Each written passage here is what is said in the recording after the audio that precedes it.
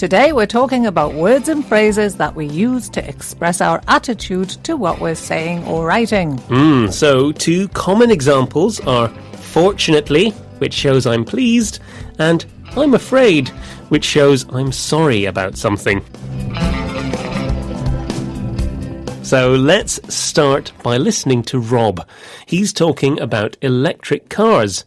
Are you a fan of the electric car, Catherine? I'm not a fan of any kind of car, actually, Finn. If I had one, I would probably consider electric. Very environmentally considerate of you. Thank you. And before we hear from Rob, here's a question. What is Rob's attitude towards public transport and bicycles? Here he is. I must admit, I'm not sure about the whole idea of electric cars. I mean, obviously we need to find alternative forms of energy, but if you ask me, reducing the numbers of cars on the road should be the priority. Ideally, we would all use public transport or bicycles. Seriously, I think people should be given tax breaks if they don't own a car. But of course, that's not going to happen anytime soon.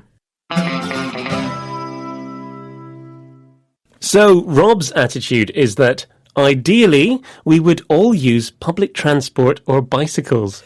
Or to put that another way, he thinks it would be ideal if we all used public transport or bicycles. By beginning the sentence with ideally, Rob expresses his attitude nicely in just one word.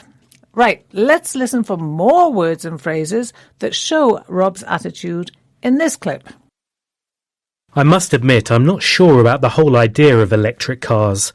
I mean, obviously we need to find alternative forms of energy, but if you ask me, reducing the numbers of cars on the road should be the priority.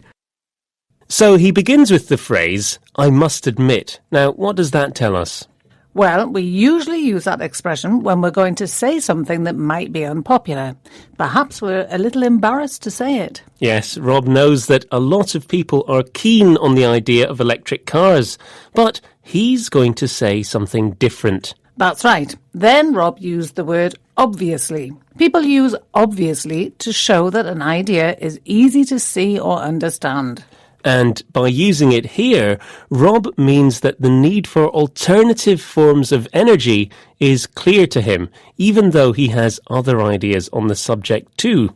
Exactly, because he then said, if you ask me, reducing the number of cars on the road should be the priority. So this phrase, if you ask me, it's like, in my opinion, isn't it? It is, but it tells us more about the speaker's attitude. It's less direct than, in my opinion, and it shows that Rob realises that other people might disagree. Let's have another clip. Seriously, I think people should be given tax breaks if they don't own a car. Seriously. Now, why does he use that word here? Seriously shows that Rob knows his idea might sound like a joke to some people. But he wants to make it clear that it's not a joke. Yes, people often use it when they've been joking and they want to start being serious, don't they? Yes, they do. Right, listen again. But of course, that's not going to happen anytime soon. Well, of course is a very familiar expression. Now, here Rob uses it to show his understanding of the real situation. Does it also sound slightly critical of the government? Yes, I think it does. He's not expecting any new government policies that will change the situation on the roads. And we're talking about words and phrases that show your attitude. Obviously, they are important for expressing yourself and understanding what other people mean.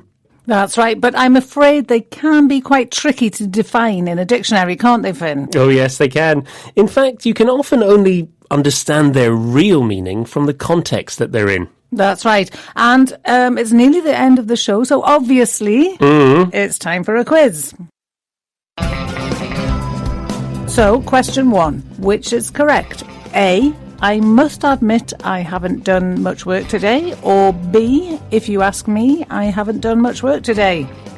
That's A, I must admit. Correct. Good. Now question 2. A, ideally the weather will affect our plans for the day. Or B, obviously the weather will affect our plans for the day. And that one is B, obviously. Correct. And question 3.